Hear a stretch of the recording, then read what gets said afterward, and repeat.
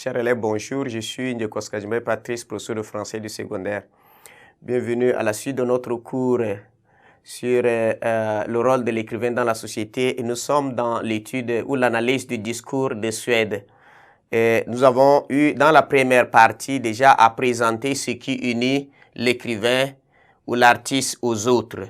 Il dit que l'art était moyen d'émouvoir le plus grand nombre de personnes, c'est-à-dire qui touche à la sensibilité de tous, qui partage le sort commun de tout. Ici, on parle de l'art qui est empathique, qui est non seulement sympathique, mais qui est empathique, qui prend en compte le sort de tous. Dans la deuxième partie, nous allons voir ici le devoir difficile de l'écrivain ou de l'artiste, ce que Camus nous suggère ici. Dans le deuxième paragraphe, donc, Camus précise les devoirs difficiles de l'écrivain. Il va dire que celui-ci est au service non de ceux qui font l'histoire. Voilà ici, on a mis ici, ceux qui font l'histoire. Mais il doit être du côté de ceux qui subissent l'histoire. Vous voyez ça, ceux qui subissent l'histoire. C'est comme ça qu'il va dire. Et ceux qui font l'histoire, c'est quoi? C'est les gouvernants. Vous voyez ça? C'est les gouvernants, les exploiteurs. Les exploiteurs, ceux qui font souffrir, les oppresseurs. Voilà, c'est ça. Les oppresseurs. Et ceux qui subissent l'histoire, c'est les gouvernés. Les gouvernés, les exploités et les opprimés. Voilà, c'est ça. Les opprimés. Voilà, c'est ça qui va présenter. Et donc, vous devez comprendre que Camus exclut ici qu'il puisse se mettre au service de la tyrannie. C'est ça la question. C'est-à-dire quand vous défendez le sort et que vous êtes du côté de ceux des bourreaux, dans ce cas, vous êtes au service de la tyrannie. C'est ça. C'est ça ce qu'il va dire. Donc, il serait pour lui l'isolement. C'est-à-dire tu t'isoles le plus complet et malgré les apparences, la rupture avec les souffrances et les joies communes. Puisque quand tu te détaches des autres, de ceux-là qui souffrent, toi tu fais la misère, tu es isolé. Vous devez comprendre qu'aujourd'hui, dans le monde, c'est un tiers de la population qui monopolise toutes les ressources de la terre. Et les 2 tiers sont condamnés à la misère et à vivre cela. Et donc, quand vous choisissez d'être du côté de ceux qui font l'histoire, vous vous isolez.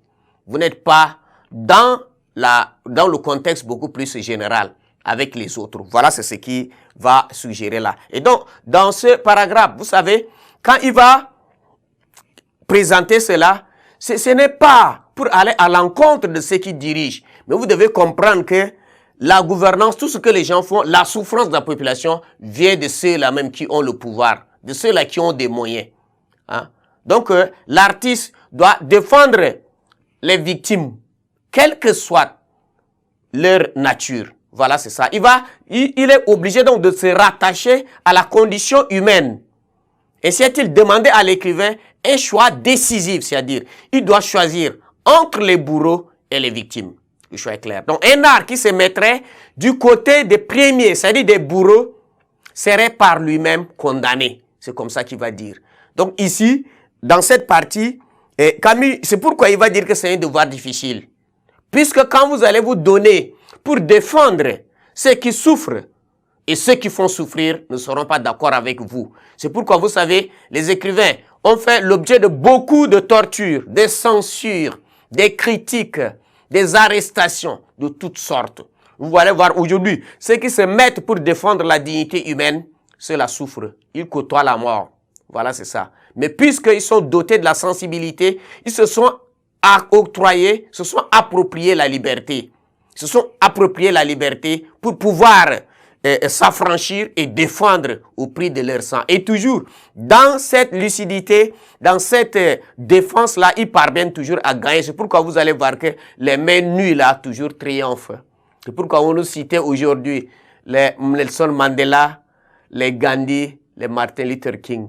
On parle toujours d'eux. Ils n'ont pas utilisé la violence, ils ont utilisé les moyens purement simples, non violents, pour pouvoir défendre et ils sont parvenus. Puisqu'ils défendent l'idéal, ce que tout le monde veut, ce que Dieu lui-même veut. Et face au bourreau, ils sont sortis victorieux. C'est pourquoi Romain Roland va dire, je n'appelle pas héros ceux qui triomphent par la force ou par la pensée, mais ceux qui furent grands par leur cœur, et donc la sensibilité.